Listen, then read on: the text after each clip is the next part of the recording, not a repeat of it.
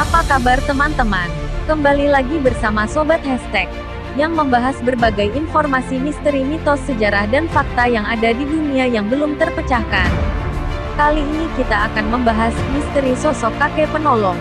Tapi sebelum ke video, alangkah baiknya teman-teman menekan tombol subscribe di bawah video ini agar membantu channel ini agar lebih maju lagi. Baik, langsung aja kita ke ceritanya.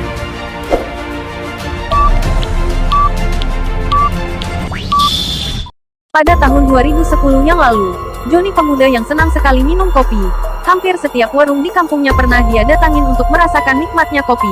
Pada suatu hari ada temannya yang mengatakan kepada Johnny bahwa ada warung kopi yang sangat enak, tapi tempatnya lumayan jauh. Kira-kira memakan waktu 2 jam perjalanan ke tempat warung itu. Lantas Johnny pun penasaran dan meminta alamat warung kopi tersebut kepada temannya. Besok harinya Johnny pun langsung berangkat menuju warung kopi yang diberitahukan temannya semalam. Johnny pun berangkat menggunakan sepeda motornya. Lokasi warung kopi itu pun lumayan jauh dan harus melewati kebun kelapa sawit.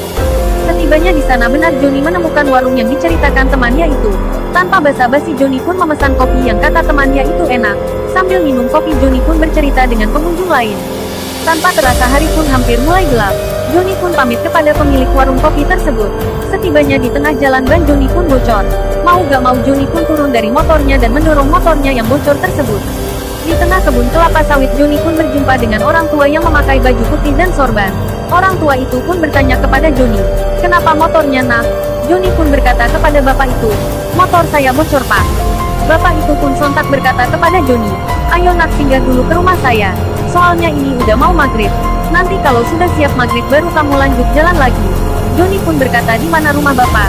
Bapak itu pun menjawab, "Dekat situ, gak jauh dari sini." Tanpa rasa curiga Johnny pun ikut ke rumah bapak itu. Sesampainya di rumah bapak itu, Johnny heran melihat rumah bapak itu seperti rumah di suasana pedesaan. "Sangat sejuk melihat rumah bapak itu," jawab Johnny kepada kami. Setelah itu tiba-tiba Johnny mendengar suara azan yang sangat dekat sekali dari rumah bapak itu. Johnny pun berkata dalam hatinya, tak ada masjid atau musola di sekitar rumah bapak itu. Tapi dia dengan jelas mendengar suara azan yang sangat jelas. Johnny pun terheran dan bingung. Tak ada rumah lain selain rumah bapak itu aja di lokasi.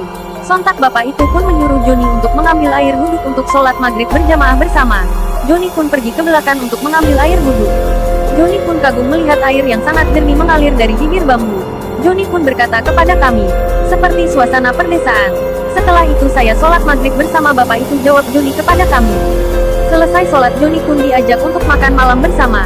Johnny pun heran dan kaget melihat makanan yang banyak sudah terhidang. Dalam hati Johnny pun bertanya-tanya, tadi tidak ada makanan di sini. Tapi Johnny gak ambil pusing dan langsung menyantap makanan yang ada di depannya.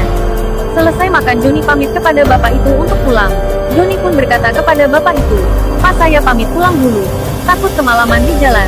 "Terima kasih Pak udah ajak saya mampir ke rumah bapak," jawab Johnny.